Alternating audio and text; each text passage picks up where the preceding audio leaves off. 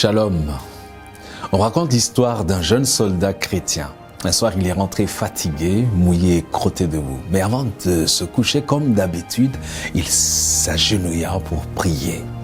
Un de ses camarades a ramassé ses chaussures mouillées et recouvertes de boue et les a lancées violemment contre lui. Mais la jeune recrue continua de prier comme si de rien n'était. Le lendemain matin, le camarade d'armes a été surpris de retrouver ses chaussures soigneusement cirées et rangées à la tête de son lit. La réponse de ce jeune soldat chrétien à la provocation et à la persécution fut la douceur. Cette douceur et cette bonté ont troublé le cœur de son camarade qui a finalement donné sa vie à Jésus-Christ afin d'expérimenter une si belle vie. Et maintenant, en ce qui nous concerne, comment réagissons-nous aux multiples attaques du quotidien? Dans un monde de méchanceté, de cruauté, nous devons faire la différence en brandissant la bannière de l'amour, de la douceur et de la bonté. Les échanges sur les réseaux sociaux sont empreints de violence et de haine. Dans les familles, les échanges sont houleux. La douceur est considérée par plusieurs comme un signe de faiblesse. Et pourtant, elle est une force qui peut bouleverser le monde. Le secret de l'acquisition d'un tel caractère se trouve dans une relation intime avec Dieu. C'est ainsi que nous aurons la sagesse et la douceur dont parle l'apôtre Jacques dans Jacques 3, verset 13. Lequel d'entre vous, dit-il, est sage et intelligent, qu'il montre par ses œuvres une bonne conduite avec la douceur de la sagesse. La douceur est un des ingrédients du fruit de l'esprit. C'est une grâce que donne le Saint-Esprit. Elle permet de contrôler en tout temps un tempérament impulsif et impétueux.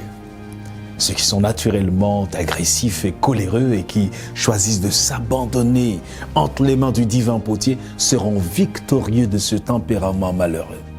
Chaque jour, ils obtiendront le contrôle d'eux-mêmes. Ils se rapprocheront du modèle divin jusqu'à ce qu'ils puissent obéir à l'injonction divine. Que tout homme soit prompt à écouter, lent à parler, lent à la colère. Jacques 1, verset 19. Quand une personne professe d'être sanctifiée et que ses actes et ses paroles sont comme une fontaine impure déversant des eaux amères, elle se trompe lourdement. Elle a besoin de réapprendre l'alphabet de la vie chrétienne. Plusieurs chérissent le démon de la méchanceté et leurs paroles blessent comme un glaive. Nos foyers sont devenus de véritables théâtres de violences verbales, physiques et psychologiques. Est-ce que nous montrons de la douceur à une épouse qui a commis une erreur, à un enfant qui a fait une bêtise, à un époux qui a failli à sa promesse, à un employeur qui nous frustre de nos droits? La douceur est d'un grand prix pour Dieu. Elle orne l'âme et connecte l'homme fini avec le Dieu infini. On l'appelle aussi l'humilité, la mansuétude. C'est aussi le fait d'être débonnaire, c'est-à-dire encaisser des coups sans vouloir rendre. La parole de Dieu exhorte à avoir au milieu des païens une bonne conduite, afin que là où ils vous calomnient comme si vous étiez des malfaiteurs, ils remarquent vos bonnes œuvres et glorifient Dieu au jour où il les visitera. 1 Pierre 2, verset 12.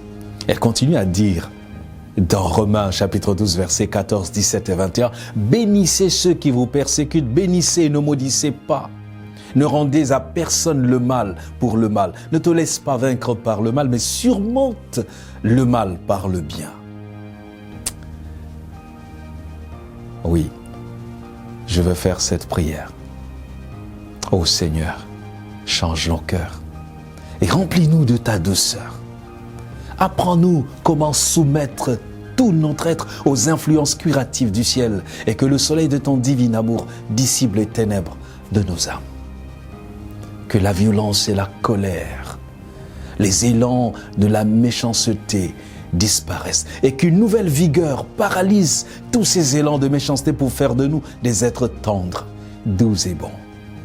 Merci pour l'action du Saint-Esprit dans nos vies. Fais-nous retrouver la perle perdue de la douceur. Au nom de Jésus-Christ. Amen.